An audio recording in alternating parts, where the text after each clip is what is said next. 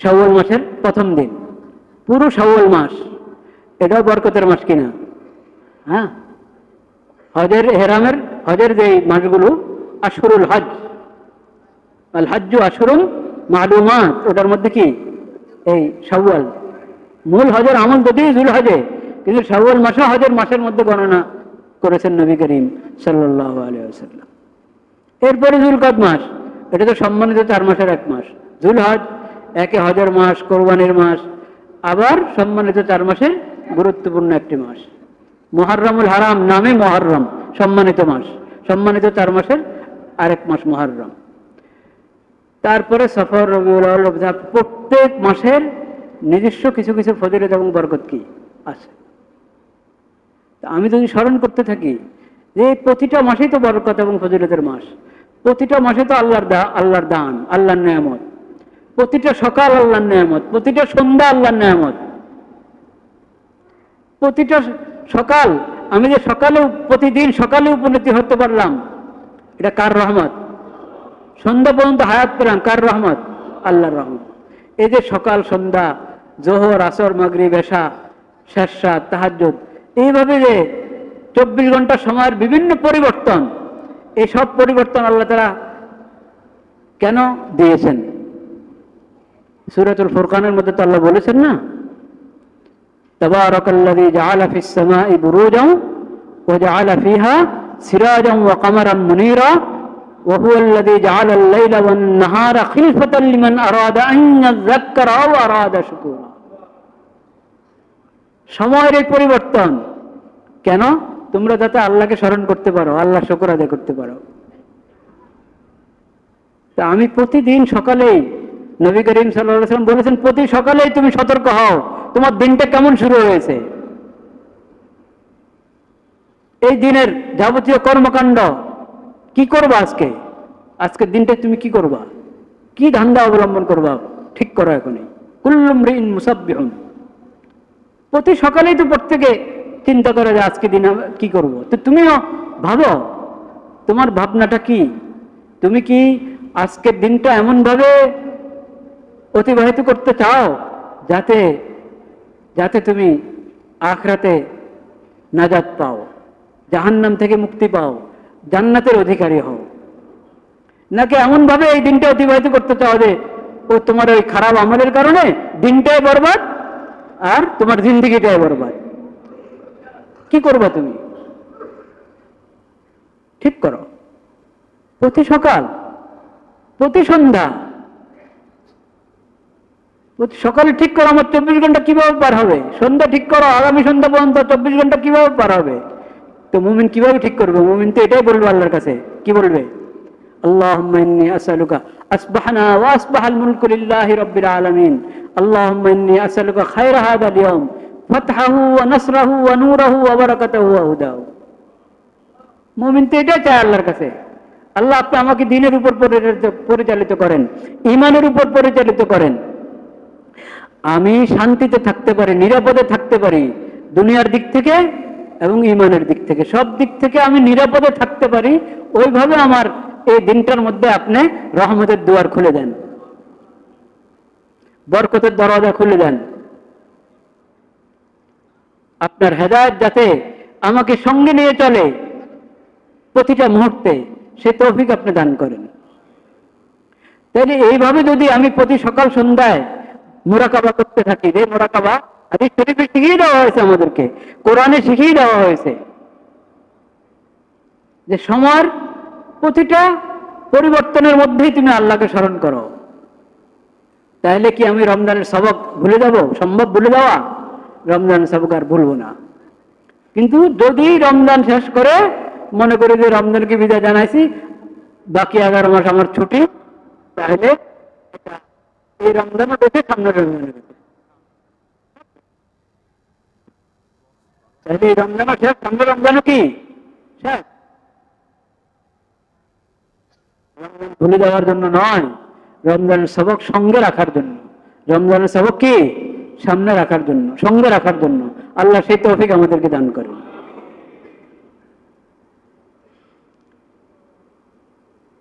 শাওয়ালের প্রতিদিন আমরা ভাববো, আচ্ছা রমজানে তো তারাবিও পড়েছি, তাহাজ্জুদও পড়েছি। এখন তারাবি নাই, তো তাহাজ্জুদ তো আছে।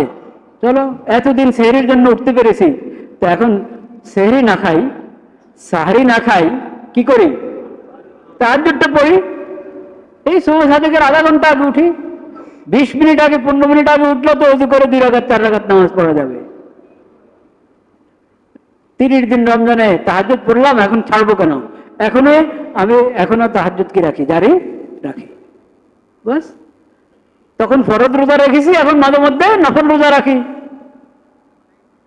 তা শাওয়াল, যুলকাদ, যুলহজ এরকম প্রতি মাসে যদি আমি বেশি অধিক হারে নফল রোজা না হোক, কমপক্ষে কি পরিমাণ?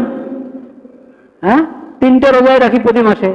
আর শাওয়ালের 6 রোজা তো এটা ওই রমজানের কি পুরা বছরের জন্য এবং পুরা জিন্দেগি সওয়াব পাওয়ার জন্য শাওয়ালের নফল 6টা রোজা, সেটা রাখলাম প্রতি মাসে। আইয়ামে বীজের রোজা করি, 13, 14, 15 রোজা রাখলাম, বা বৃহস্পতিবার, সোমবারের রোজা রাখলাম। এইভাবে নফল রোজার মাধ্যমে রমজানকে স্মরণ রাখতে পারি। প্রতি রাতের আওয়াবির এবং তাহাজ্জুদের মাধ্যমে রমজানকে স্মরণ রাখতে পারি ইনশাআল্লাহ। রমজানকে যত স্মরণ রাখবো তখন তো এত কান্না কানলাম আল্লাহর কাছে, আল্লাহ আমাকে ক্ষমা করেন, ক্ষমা করেন, গুনাহ থেকে বাঁচান, গুনাহ থেকে বাঁচান। ওই কথা স্মরণ আসলে গুনাহ থেকে বাঁচা সহজ হবে কিনা, আল্লাহর ফরজ আদায় করা সহজ হবে কিনা, আল্লাহ তাআলা আমাদেরকে সে তৌফিক দান করেন। তওবা এবং ইস্তেগফার, তওবা এবং কি ইস্তেগফার। এক তওবা হলো যেটার নাম তওবা, কিন্তু ওটার মধ্যে তওবার কি নেই, প্রাণ নাই, তওবার প্রাণ নাই। এই তওবা তো কাজে আসে না ভাই।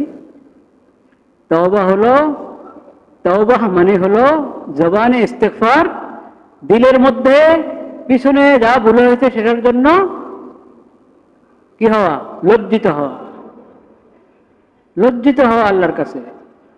আর ভবিষ্যতের জন্য মজবুত সংকল্প, আর ভুল করব না, আর কোনো ফরজ ছাড়বো না, কোনো গুনাহ করব না, এটার নাম তওবা। এবং অন্যের যা হক নষ্ট করেছে, আল্লাহর হক নষ্ট করেছে, এটার কাজা কাফারা করব। আল্লাহর বান্দাদের হক নষ্ট করেছি, সে হক আদায় করে দিব। আদায় করার সামর্থ্য না হলে তাদের পায়ে ধরে মাপ চাবো, এবং যখনই যদ্দূর সামর্থ্য হয় তাদের হক আদায় করব। এটার নাম তওবা। এটার নাম কি? তওবা। তওবাবিহীন তওবা এটা হবে না। আরে ভাই, আরে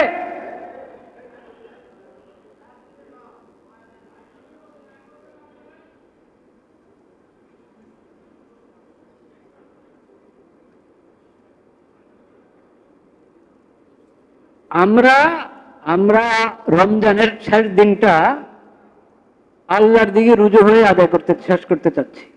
কার দিকে রুজু হয়ে? আল্লাহর দিকে রুজু হয়ে, আল্লাহকে রাজি খুশি করার জন্য। আগামীকাল ঈদ উদযাপন করব আমরা কার জন্য? আমাদের এই ভাইরা বলে যেন আমরা দুনিয়াকে দেখাবো। আমাদের সাংবাদিক ভাইরা বলে কি আমরা কাকে দেখাবো? দুনিয়াকে দেখাবো। দেখো আমাদের বাইতুল মুকাররম জাতীয় মসজিদের শেষ জুমা এমন, এটা দুনিয়াকে দেখাবো। আগামীকাল ওনারা দুনিয়াকে দেখাবেন যে এই দেখো আমাদের জাতীয় ঈদগাহের ঈদের নামাজ এমন। এই কাজগুলো দুনিয়াকে দেখানোর জন্য না আল্লাহকে দেখানোর জন্য? আল্লাহকে দেখানোর জন্য। আল্লাহ তাআলা সেই ইখলাস আমাদেরকে দান করেন, সহি নিয়ত আমাদেরকে দান করেন আল্লাহ। লা ইলাহা ইল্লাল্লাহ, লা ইলাহা ইল্লাল্লাহ, লা ইলাহা ইল্লাল্লাহ, লা ইলাহা আস্তাগফিরুল্লাহাল্লাযী লা ইলাহা ইল্লা হুয়াল হাইয়ুল কাইয়্যুম ওয়া আতুবু ইলাইহি। আস্তাগফিরুল্লাহাল্লাযী লা ইলাহা ইল্লা হুয়াল হাইয়ুল কাইয়্যুম।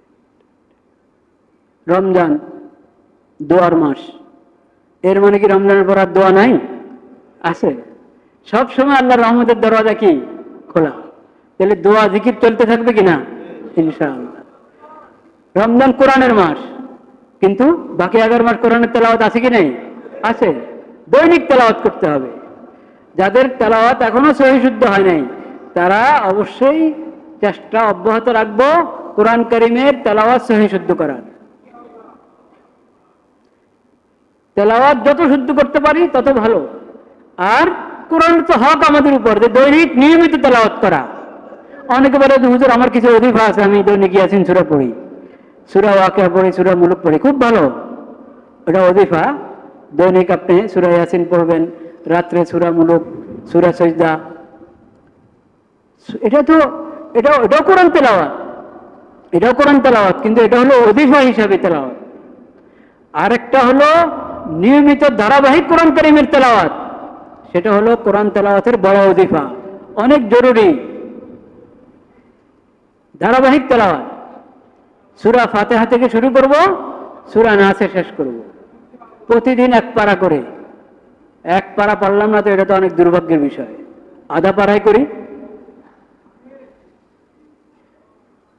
দৈনিক তেলাওয়াত এটা অন্যায় কাজ, অন্যায় কথা যে দৈনিক তেলাওয়াত করার জন্য আমি সুযোগ পাই না, সময় পাই না, এটা আফসোসের বিষয় কিনা। শুনেন এক বুজুর্গের ঘটনা, এই ঘটনা বলে শেষ করছি আজকে, আল্লাহ হায়াত রাখলে সামনের জন্য আবার দেখা হবে ইনশাআল্লাহ। এক বড় বুজুর্গ আল্লাহওয়ালা হযরত মাওলানা আবরারুল হক সাহেব হরদুই রহমতুল্লাহ আলাইহি, উনি ওনার এক শাগরিদ মুরিদ এবং ওনার পক্ষ থেকে ইসলাহি কাজের অনুমতি প্রাপ্ত ব্যক্তিকে চিঠি লিখেছেন, তোমার দৈনন্দিন তেলাওয়াতের কি অবস্থা একটু জানাও আমাকে। হ্যাঁ, মুরব্বীরা নিজের অধীনের লোকদেরকে এরকম খোঁজ খবর রেখে থাকেন।